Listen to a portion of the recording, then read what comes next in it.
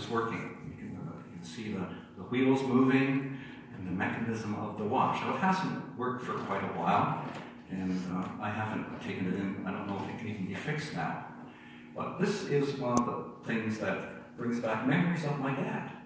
And it's a watch that I keep in my special chest on my dresser.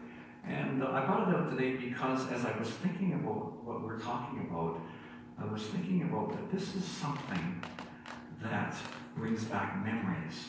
And every time I look at it, I get memories of my dad. And those memories are very good memories. And so this is something that I would not want to give to any of you, or to give away, or to sell, because it's so special to me.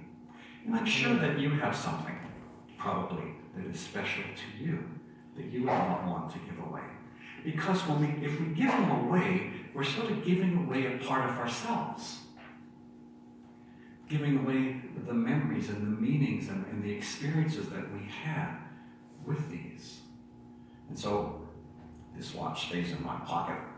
It's a pocket watch. It's difficult to let go. It's difficult to let go. I can't get it in my pocket.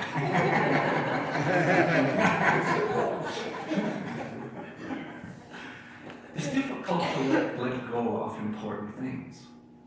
It's also difficult to let go of people. When important people in our lives die, it's like we've lost a part of ourselves. When important people in our lives get sick or move away or things happen to them, it's like we lose a part of ourselves. And so there are people who have impacted, who are in our lives, that are so special to us. And it's hard to let them go because of the experiences that we have with them. And when we do have to do that, when we do have to let people, whether they're going away for a specific reason or whether they die, their memories are what we hang on to. The memories, the good memories, and the not so good memories are those things that we hang on to and we hold fast to keep the memory of them alive. Well, just like this watch, which is so important to me, and the things that you probably have in your head, the story we read this morning is a story about a lady who had something very important. In the Gospel of John, we come to the place where Jesus, 6 days before the Passover, arrives at Bethany. Bethany is just a few miles to the east of Jerusalem. He had gone to Bethany often because his three best friends, Lazarus, Mary, and Martha, lived there. We know that just previously in the Gospel of John, Jesus had arrived in Bethany because he got the news that Lazarus was dead. He arrives and he goes to the tomb, and we know the story. He goes to the tomb, and Mary and Martha are all upset. Why couldn't you come in time to heal him? And Jesus goes to the tomb, and those words, Lazarus, come forth. And Lazarus is raised from the dead in Bethany. And so Lazarus is fully recovered by now, and so there's a meal. And Jesus and Lazarus and some others are reclined at the table eating. We don't know if they had vegetables or meat or bread or wine. I'm sure they had some of those. But this tells us more and more how Jesus was human. He ate. He had to eat to keep alive. He had to drink to sustain his health. And so he gathered with his friends to eat around the table. And they were probably having a good time. In fact, there was probably some Bethany gossip going on as well. Who knows? Could have been. Like any meal, you talk about what's going on around town and what's happening in the area. Well, during the meal, we know that Martha served it. Martha was in the kitchen. Martha prepared the meal. She was serving them. She was making sure that all the food was there, cleared the plates away, made sure they had enough wine. She was the one who cared for them. She was practicing hospitality. She was the one who was serving them this food. Mary, on the other hand, Mary was sitting at Jesus' feet. Martha was serving. Mary was sitting at Jesus' feet listening because Jesus was speaking. He was teaching them. And she was sitting at Jesus' feet taking everything in. And we know that Martha wasn't happy about that, right? She said, why should I do all the work while Mary sits there and just listens? And there was a bit of a confrontation there. But we have everybody doing the proper thing that was supposed to happen when this story was told.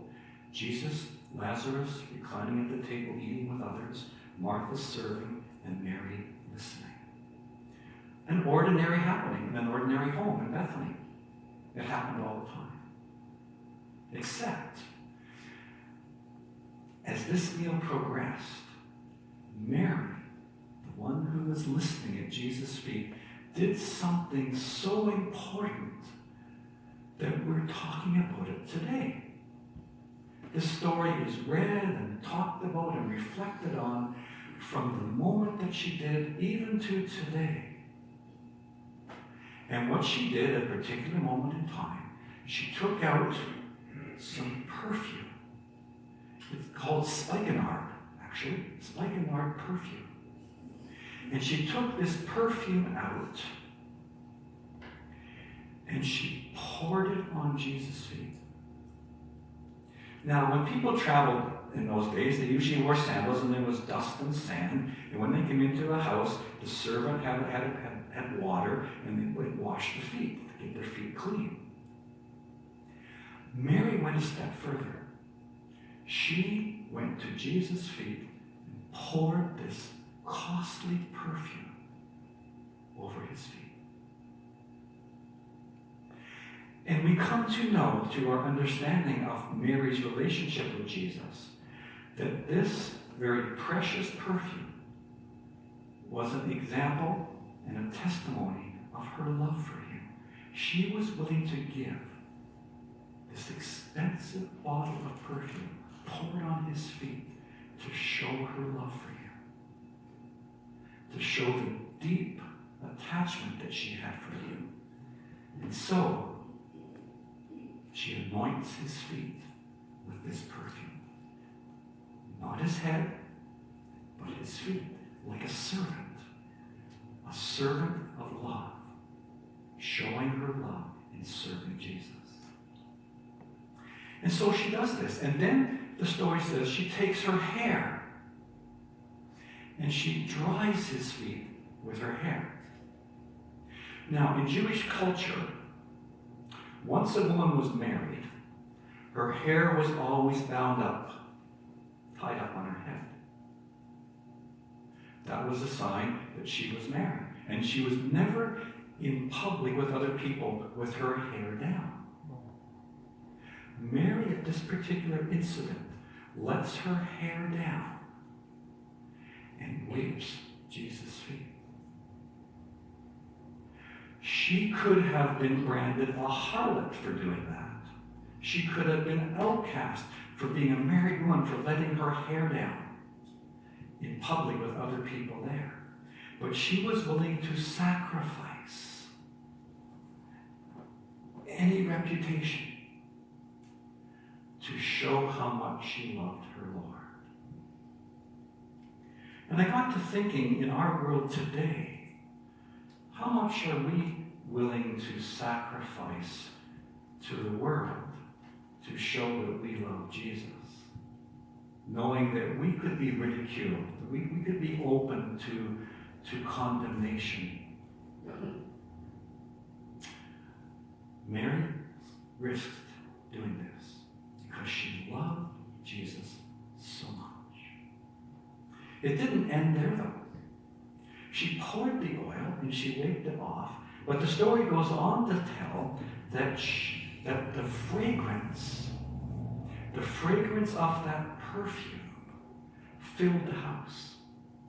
It filled the house and probably outside.